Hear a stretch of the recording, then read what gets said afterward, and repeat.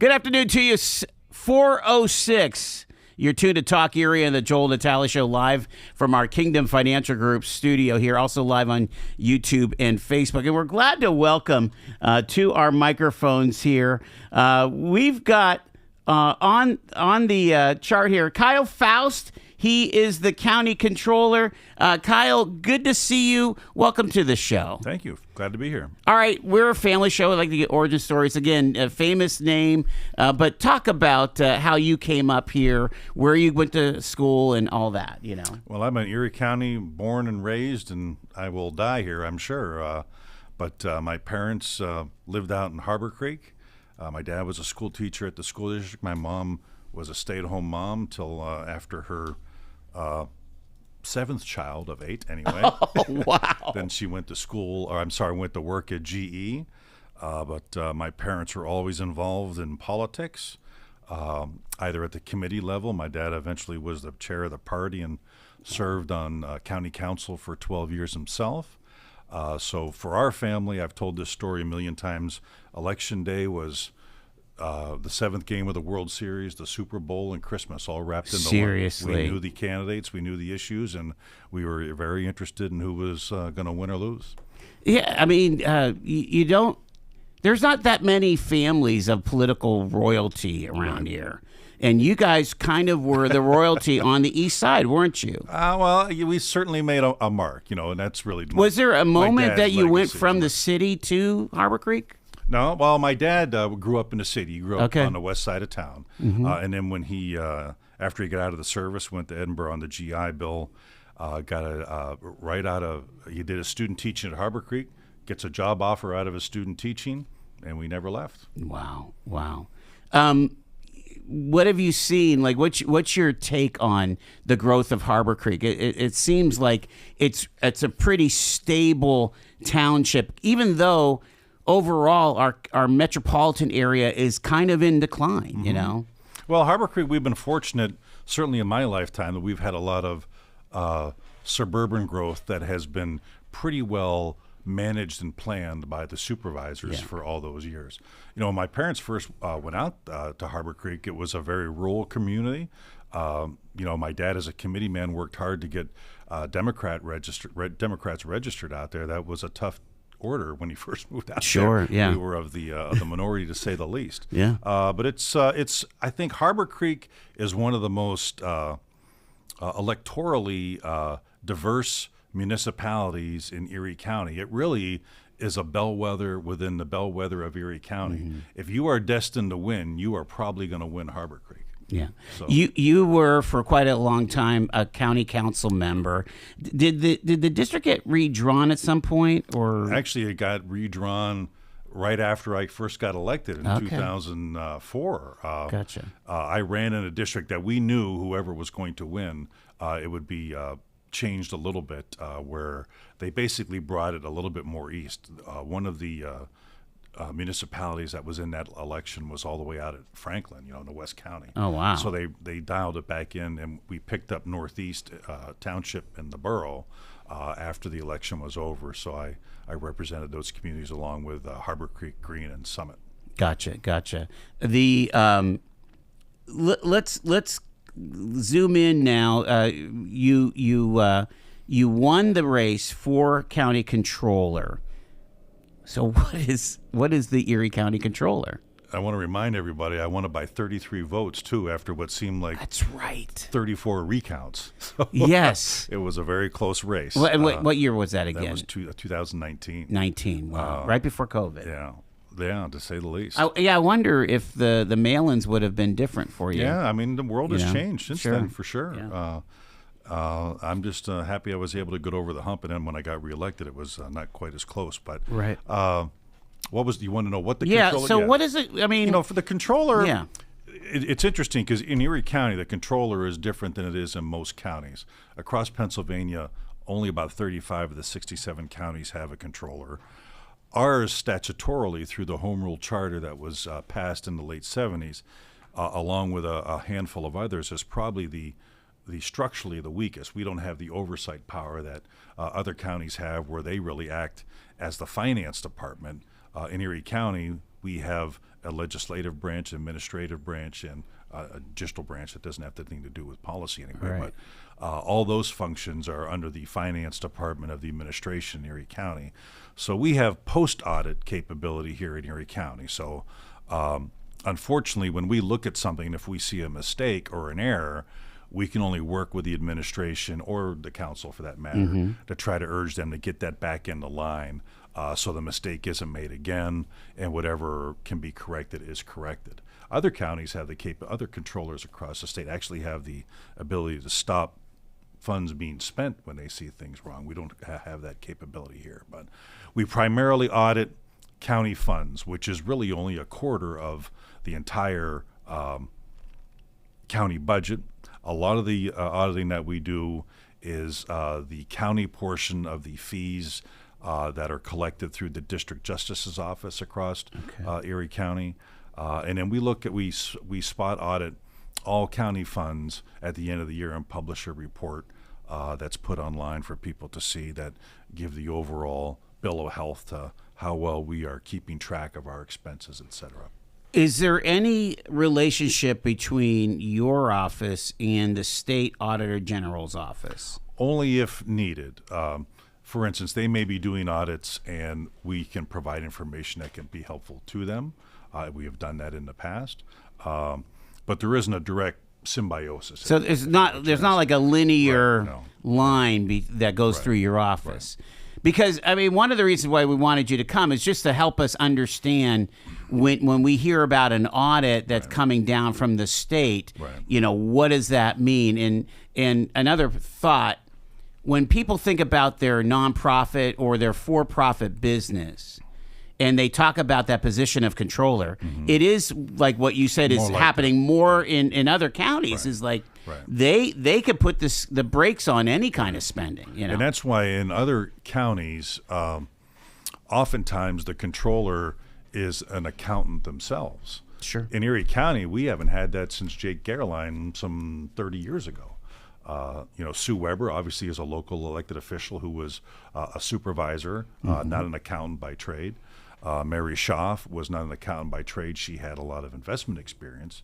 And Barb Mack herself was not an accountant as well either. So, and actually I think that helps in Erie County's position anyway, because, and this is something I ran on in 2019, is that you don't necessarily, and actually Barb Mack put it best, it's not about accounting the controller themselves, it's about accountability, making sure that people are accountable to, if this is how the council and the administration have decided we are going to spend our funds, it's the controller's job to make sure that they're spent that way.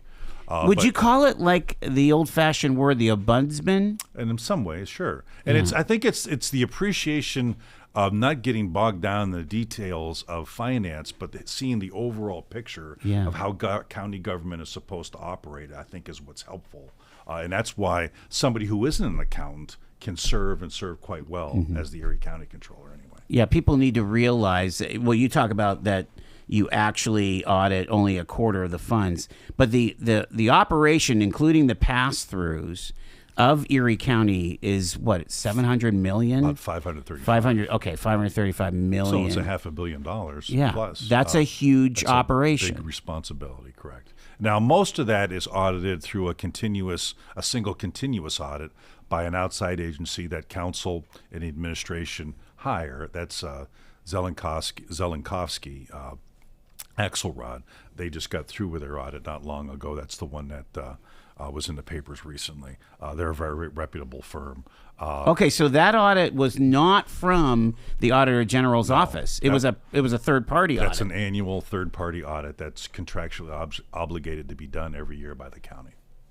You're being very helpful, Kyle. I got to tell you. And they audit all those other funds that we don't audit at the small office that we have in Erie County.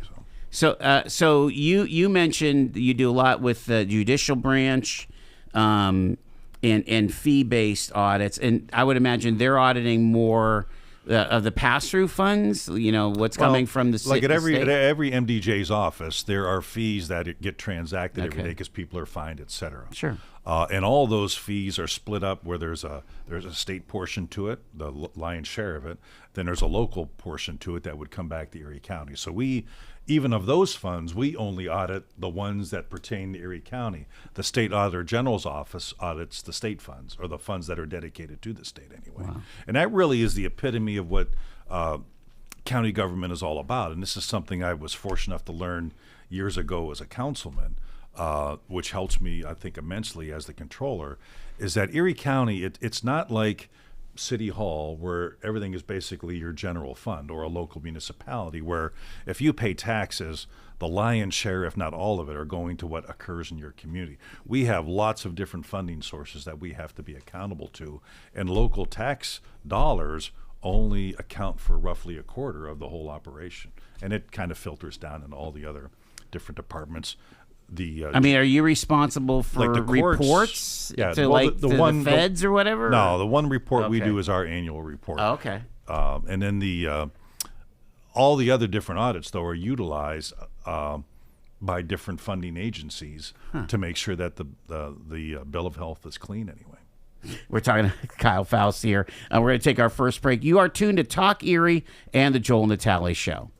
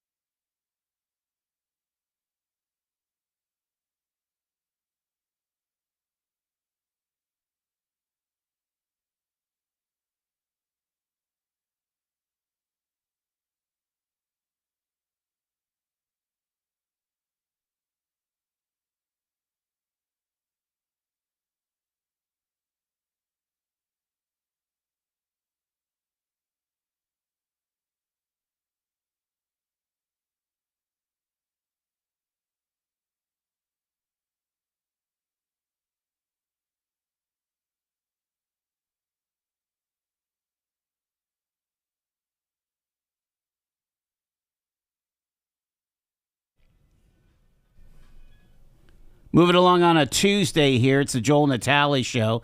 Kyle Foust is with us here. He's the Erie County Controller. We're learning about his role and understanding how the county functions from his perspective here.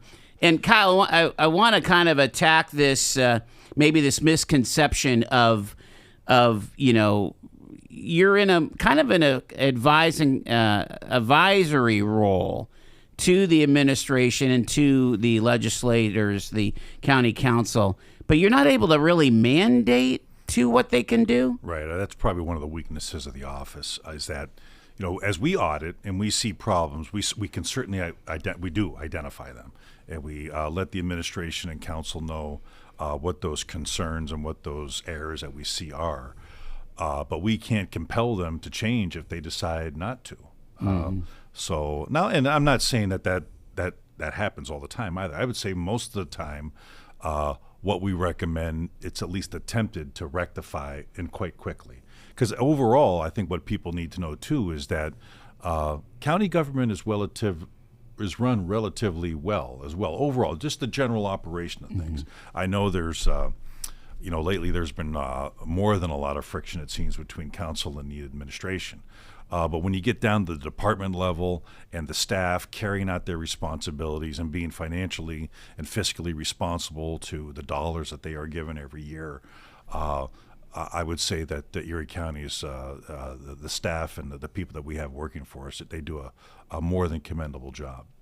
Do you which in turn makes my job easier, right? Because you're always going to, sooner or later, you're probably going to find fraud. A lot of times it'll be on small scale. A lot of times it isn't purposeful. But we don't have constant massive issues of fraud. In the hundreds. Sometimes of you hear dollars. these Right. some town in Right. California, and Right.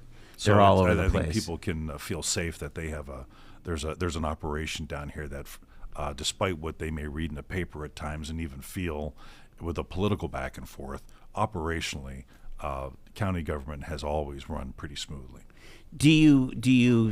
Is there an element of this role that's kind of like a bully pulpit as far as spending or overspending or maybe underspending? I always get concerned, again, this is my editorial comment, but when you're dealing with human services, if you underfund human services, that means people that are going without, right? Right.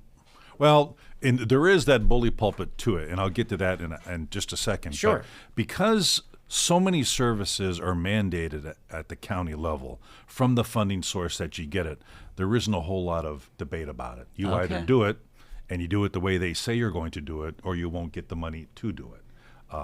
So especially when it comes to underfunding, if you have less funding, that's usually a result of the funding source not giving you enough, and you don't have any choice in the matter but to do the best you can with it. But as far as the bully pulpit nature goes, that is there for sure. And I've tried to refrain from using that in a political way, if you know what I mean. Sure. I as a council person, I chafed at the fact that more than occasionally, or more often than I would have preferred anyway, we were tagged, me and my Democratic colleagues, and sometimes my Republican colleagues were wrapped up into that we were doing things political by the sitting controller, who really didn't have all the information. I don't think really understood what we were trying to do or what was trying to be done. And so I ran my first time in 2019 that I was not going to run that way. I was going to focus on making sure we performed our audits properly, that all the responsibilities that we had as an office were done, and that when we did notice things, we weren't going to run to the newspaper or to the media and try to grab a headline and be a self-serving headline for myself for political purposes.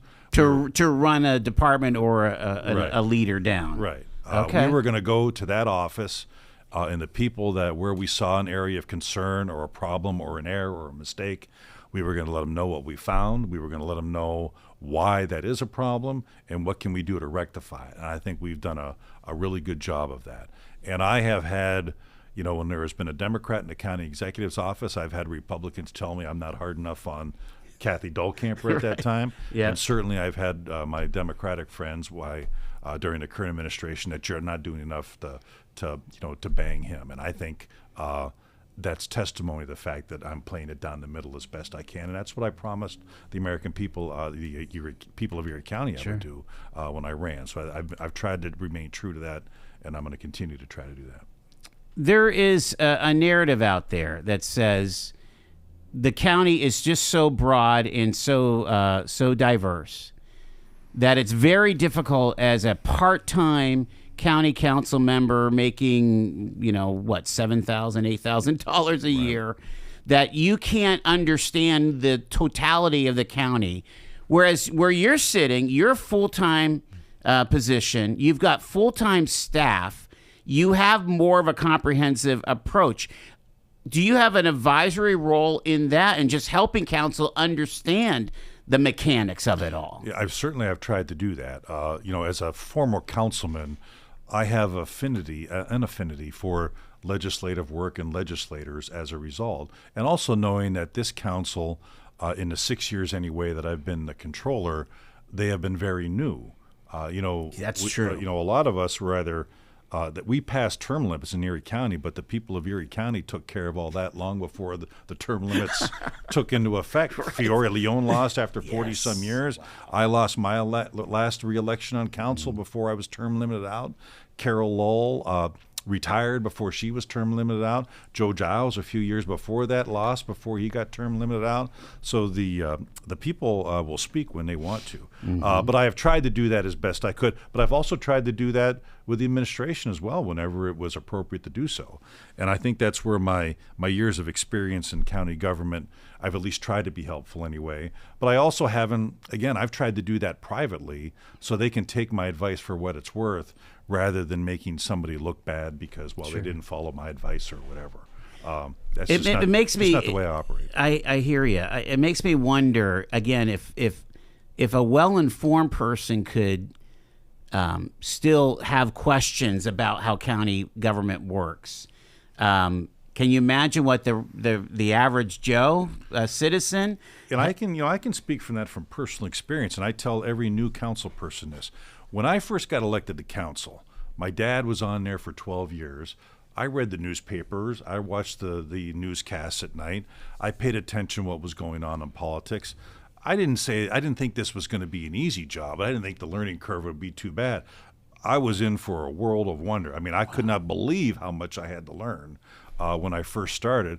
And I tell all the new members of council, it's going to take you 4 years, 6 years to really get a decent understanding, really a full grasp and understanding of what you're going to be doing. And you talked earlier about a part-time job. That makes it even harder because you have a full-time job that you got to take care of during the day. You come down here at night or during budget time especially, you're coming down here every night for budget meetings and deliberations and stuff. It's hard, and then you got to balance a family on top of that, and in many instances anyway. It's a demanding job as a part-time councilman, to say the least. We're talking to Kyle Foust. He's the Erie County Controller. We got a break for the bottom of the hour. When we come back, we will talk about, kind of broaden our scope here. We'll talk about Erie and its potential here and how we can all be a part of the renaissance and the rejuvenation of our community. Stay with us. It's Talk Erie.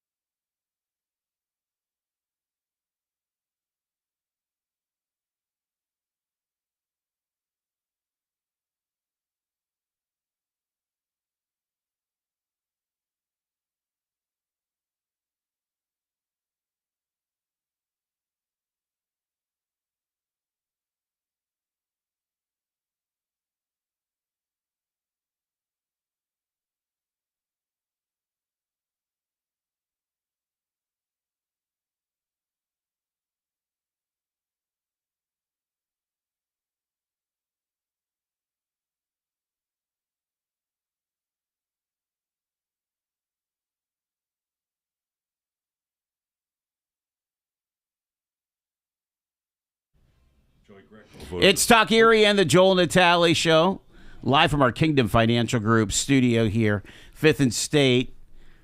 We've got Kyle Foust with us here. He's the Erie County Controller, and he is playing host to, is it all of the state controllers coming to Erie? Any county controller across the Commonwealth can attend, correct. That's fantastic. So your organization is hosting them coming up on this Sunday here at the Bayfront Convention Center. Pennsylvania State Association of County Controllers. We have about 85 out-of-town guests coming from literally all over the Commonwealth map, all the way down, Delaware, Chester, Berks, from down in the southeast portion of the Commonwealth, Franklin, Adams right on the bottom, Luzerne, up in coal country, Armstrong, Lawrence, Beaver. So we're really looking forward to it. We have I was in charge of putting together an agenda of the events that they can attend to highlight and showcase Erie County, and then we have obviously an educational agenda through the day. So we're looking forward to 3 full days of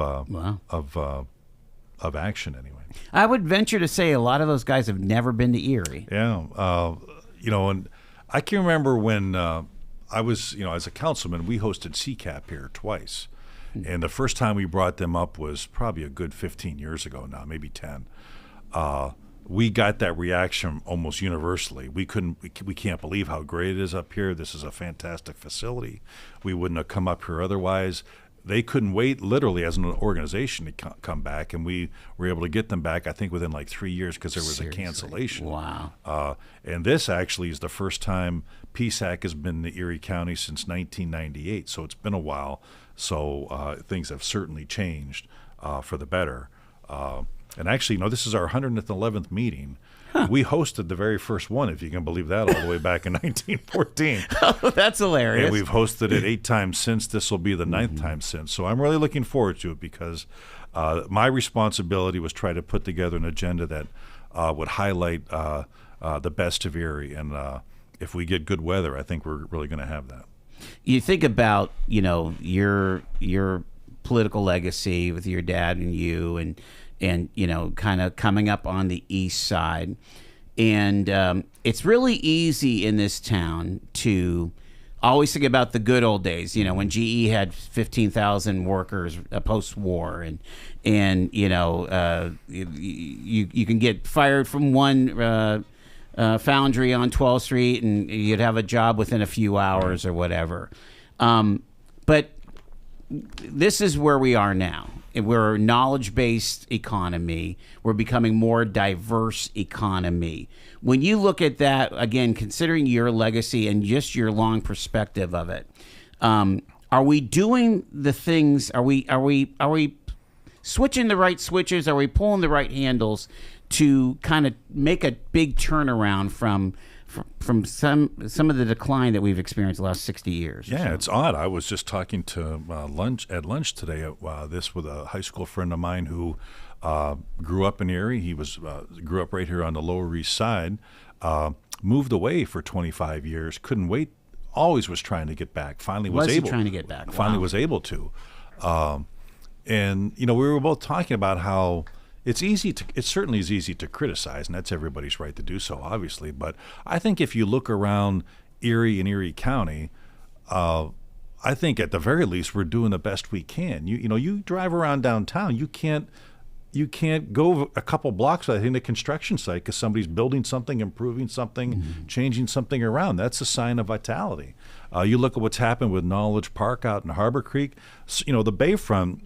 Certainly, I guess everybody wished there was, tons of jobs that paid, $45 an hour, et cetera. Yeah. But that's just not where the economy is anymore.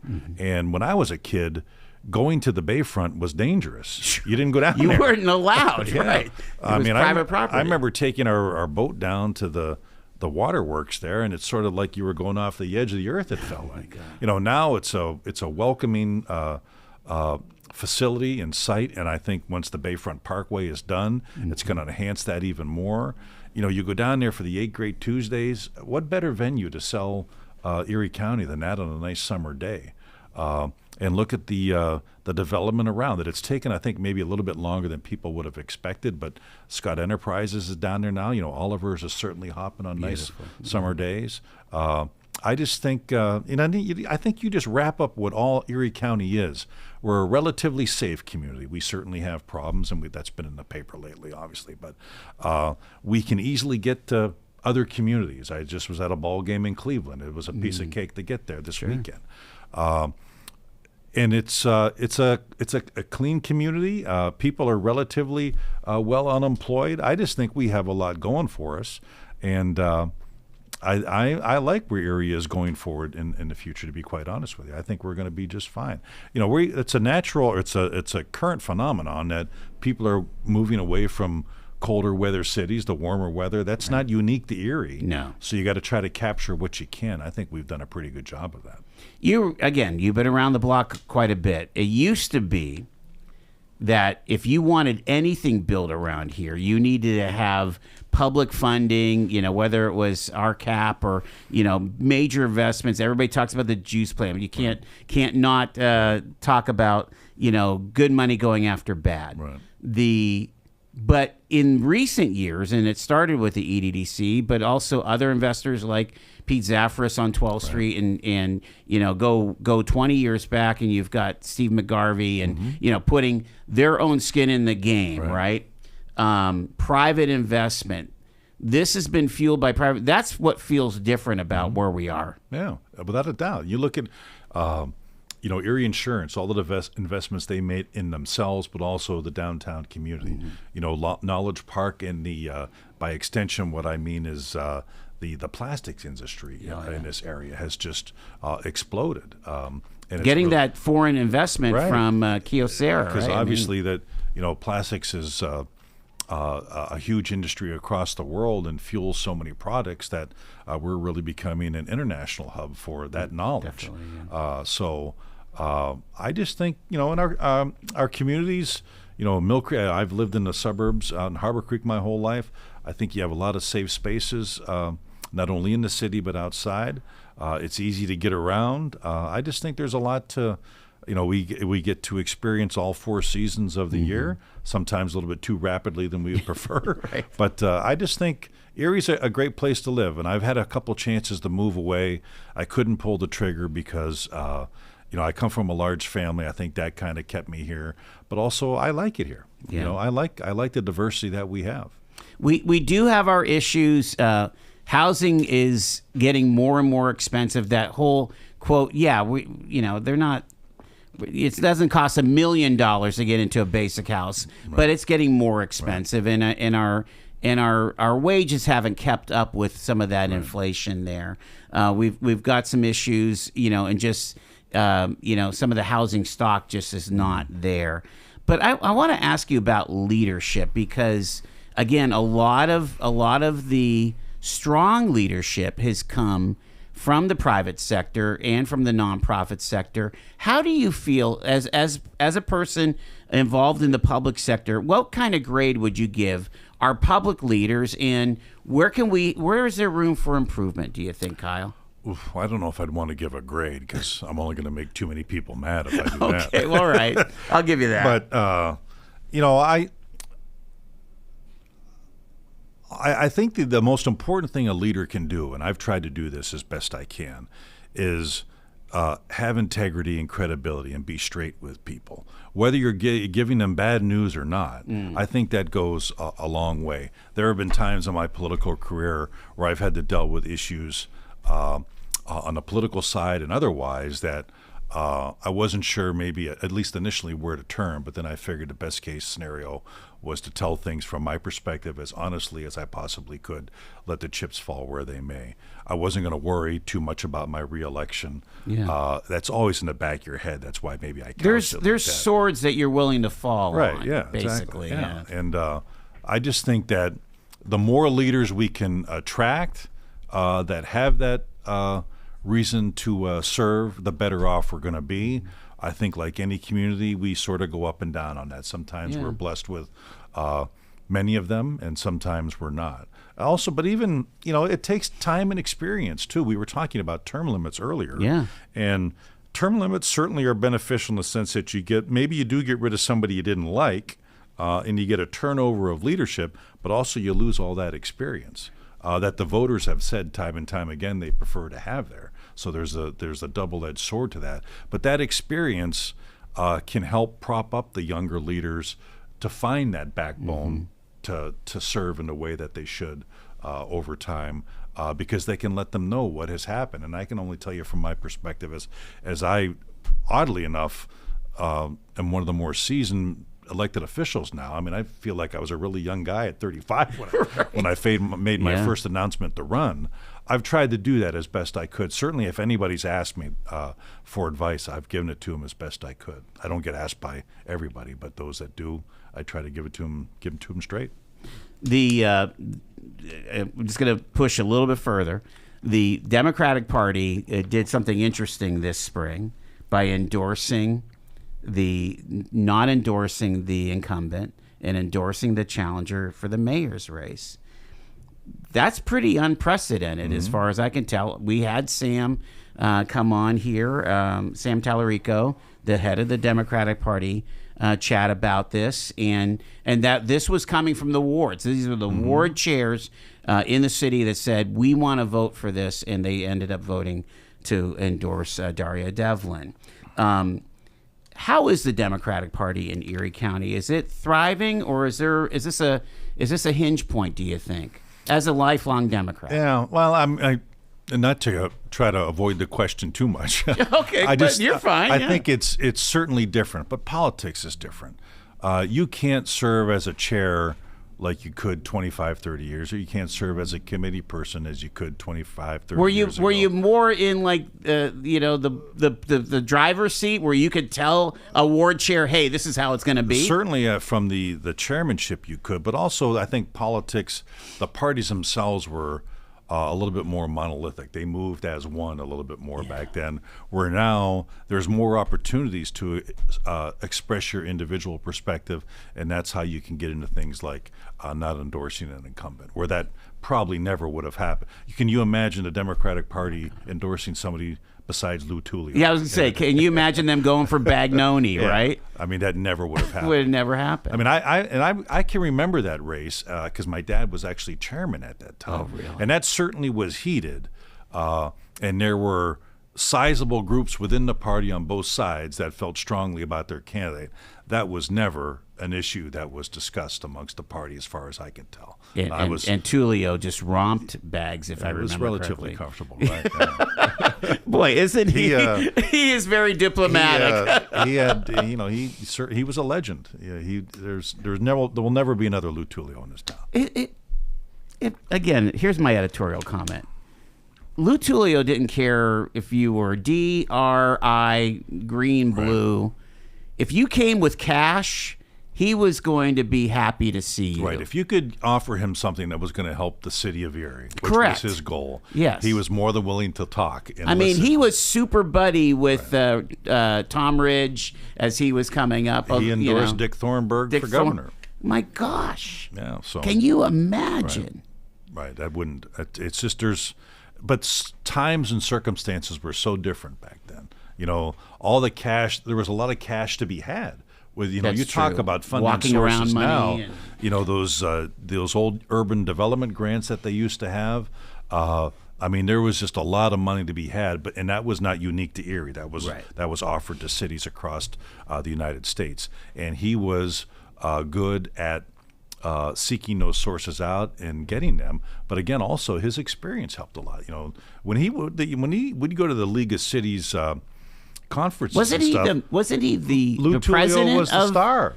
Everybody like wanted to see Lou Tullio because he'd been the one that's been around the most. Yeah. So that with term limits can't happen like it used to. But sure. And I'm not, again, it's a double-edged sword. But certainly with Lou Tullio, there will never be another one like him.